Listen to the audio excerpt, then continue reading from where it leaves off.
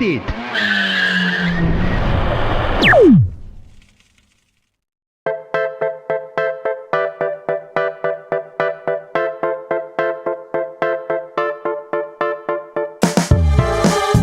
Mario Kart always struck me as a franchise that should have been perfected a long time ago. When you look at other Nintendo franchises, they're almost constantly evolving, sometimes to their detriment. Proper Star Fox, how I miss thee. But not Mario Kart. After more than 20 years, the modern Mario Kart is still, at its heart, the original Super Nintendo game. That's not to say Mario Kart doesn't change, of course, but that sometimes feels like part of a different problem. Even though one Mario Kart might contain the perfect implementation of a specific feature, it's never guaranteed to stay that way. Nintendo's always tweaking knobs, shifting scales, but never fundamentally revamping the franchise, a la what Super Mario 64 was to Super Mario World. In a number of ways, that's actually really good, but it makes it difficult to shake the feeling that, even 10 years from now, we'll still not have gotten the ultimate rendition of Mario Kart that it feels like Nintendo could so easily make if they actually wanted to. With that in mind, Mario Kart 8 is a pretty great, if somewhat lacking version of one of those games.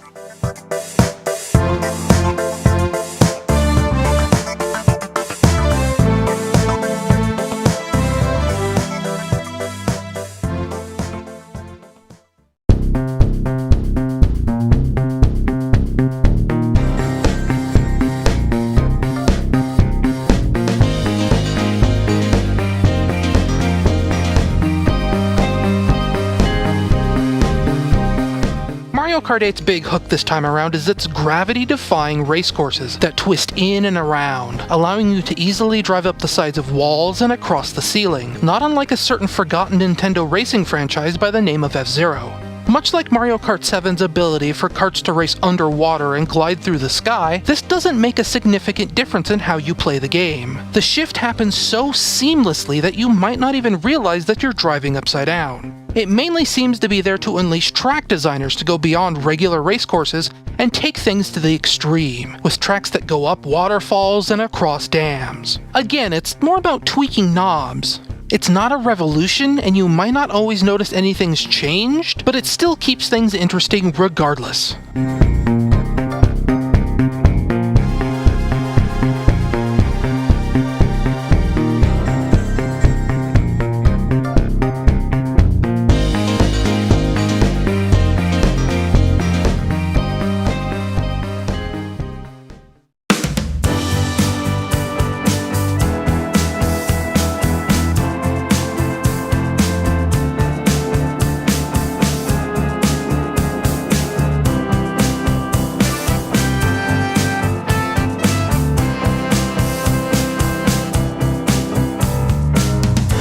The new gravity mechanic does have a bonus side effect, however. For one whole console generation, the weapon balance in Mario Kart has most definitely skewed in the direction of unpredictable chaos. Anyone who's ever played Mario Kart Wii knows that it can seem impossible to hold on to an item for more than a few seconds before some unblockable Uber attack wipes you out and forces you to drop everything.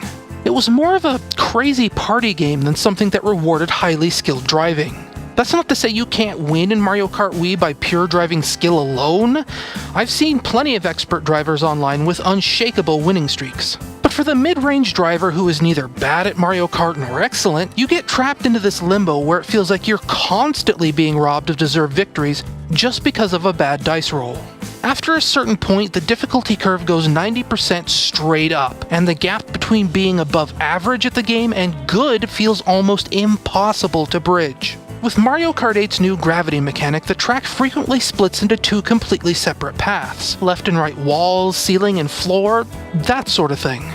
What this ultimately means is that unless everybody all specifically chooses to go in the same direction, you have far fewer racers to deal with, and, by proxy, far fewer opportunities to fall on the bad side of the random number generator.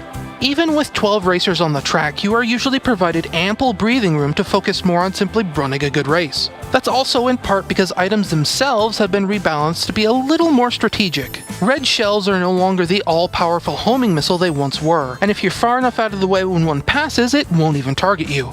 Many more tracks seem specifically designed to have cutoff points where shells and other items are not allowed to pass. Even the infamous blue shells have a hard counter now. This is a kinder, less random Mario Kart that is, at the same time, still fiercely competitive.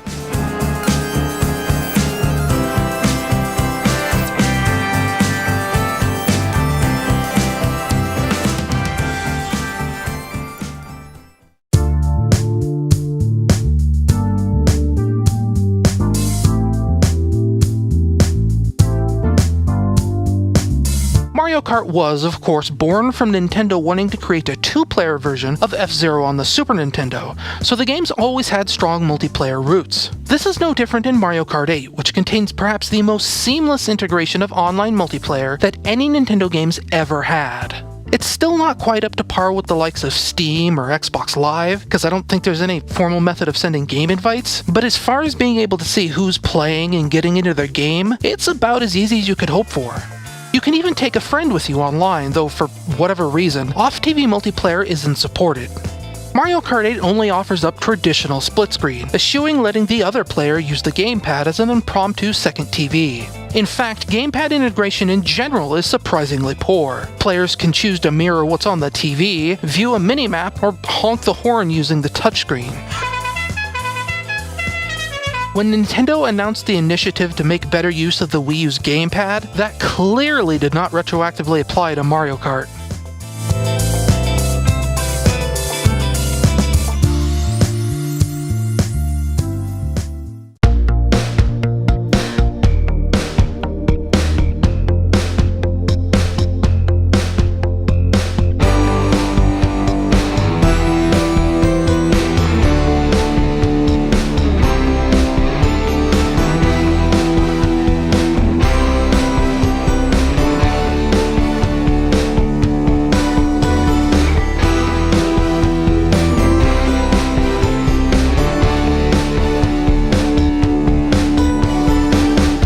If you're like me, you usually spend a significant amount of time in the game's single-player mode, and it's here Mario Kart's starting to feel a little dated.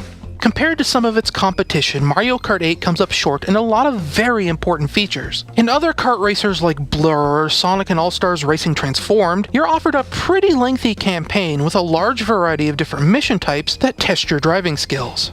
Mario Kart 8 returns to the well-worn path of 8 Grand Prix Cups at 4 difficulty levels, and that's basically all there is. If you've played any Mario Kart in the past, this part is completely unchanged. The same wimpy CPU AI, the same scoring system, the same everything. To be fair, there is a rating system tied to each cup, so if you really wanted to, you could make it a personal goal to get a 3-star rating in every Grand Prix. But even that feels too easy, as star ratings gotten in higher difficulties also apply retroactively to lower difficulties. For example, a 3-star rating in a cup in 150cc will also automatically net you the same rating in both 100cc and 50cc. You could, in theory, see everything this game has to offer and get a perfect score in all the cups in less than 2 hours. You would be doing a huge disservice to the game's multiplayer offerings, but the fact still stands that Mario Kart 8 just isn't as robust as its competition. It's weird because I would expect that the campaign modes and other competing kart racers were born out of trying to achieve feature parity with Mario Kart DS, a game that did feature an extended mission mode. Why that mission mode did not carry forward into future Mario Kart games is a total mystery, and its absence in Mario Kart 8 is felt more than ever before.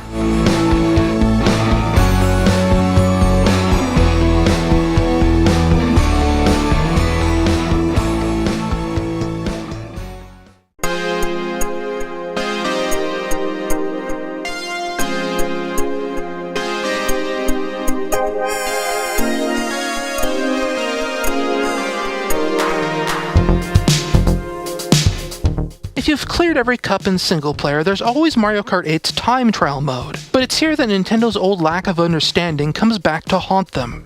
What was probably intended to be an elegant, unique way to represent time trial rankings instead turns into a confusing mess of weird-looking bar graphs and obscured leaderboards. What's worse is that Mario Kart 7 got a lot of this stuff right. Every track would display a familiar leaderboard, giving you an idea of where you placed among other racers, and could automatically select a number of replays for you to compete against in your run.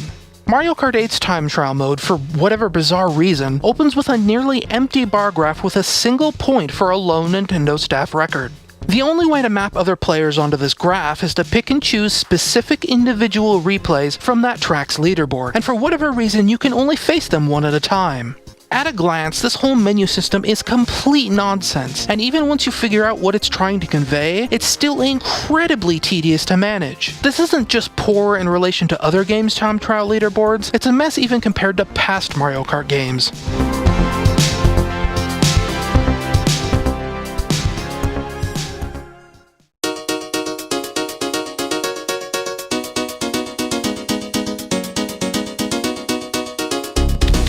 The ultimate mess, of course, are Mario Kart 8's battle modes. Or I guess I should say, battle mode. Past Mario Kart games have been gradually adding more arena-based modes, like Bob-omb Blast or Shine Runners, in addition to the classic Balloon Battle. Mario Kart 8 pares things back down to just Balloon Battle, but perhaps most egregiously completely neglects to include any specific battle arenas whatsoever, opting to instead reuse normal race courses. Without actual battle arenas, the whole mode falls apart. Arena Deathmatch without the arena is a nightmare, as you have nowhere to really hide and no way to set up any ambushes. It basically turns battle mode into a worse version of a Grand Prix race. I don't know if Nintendo just didn't have enough time to include any traditional battle arenas or what, but this mode is a disaster.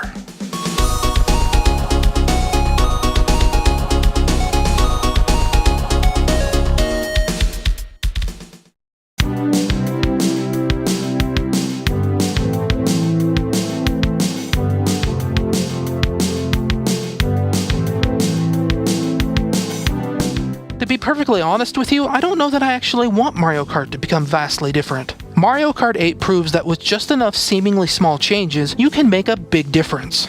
It dials back the random chaos just enough that all of the frustration and gritted teeth I had from Mario Kart Wii completely melt away, making me fall in love with Mario Kart all over again. If the game just had more single-player content or a better battle mode, it might actually be a contender for the aforementioned title of The Ultimate Mario Kart.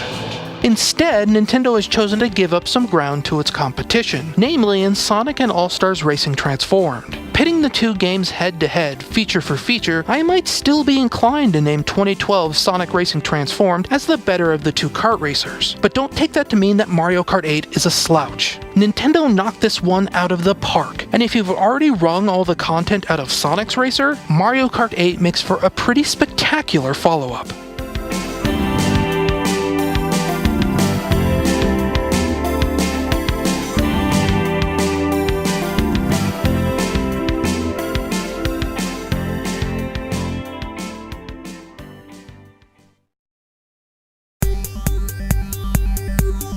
And that wraps up another episode. I know I said this would only take a week, but geez, just recording the footage for this one took almost a week by itself. Things would undoubtedly go a lot faster if I had a better way to capture and edit video, which leads me to pose a question to you viewers out there. If I were to run a crowdfunding campaign, like a Kickstarter or something, would you be willing to chip in? If everybody who watched my videos pledged even just $1, I would probably have enough to build a brand new PC, which would mean more videos for you guys. I've had a few friends and even some family members push me in the direction of crowdfunding, but it's never easy to tell what that will mean in practical terms, so let me know what you think in the comments. You may have also noticed at the bottom that this series now has a URL attached to it. Right now it just points to the YouTube show page, but who knows, maybe one day there will be an actual website there. Either way, it is now easier than ever to tell your friends about the show. All you have to do is remember to tell them to visit bltn.net. Anyway, I've been rambling enough as it is, so as always I want to thank you for watching and hope you subscribe so that you can see what I've got coming next. See you next time!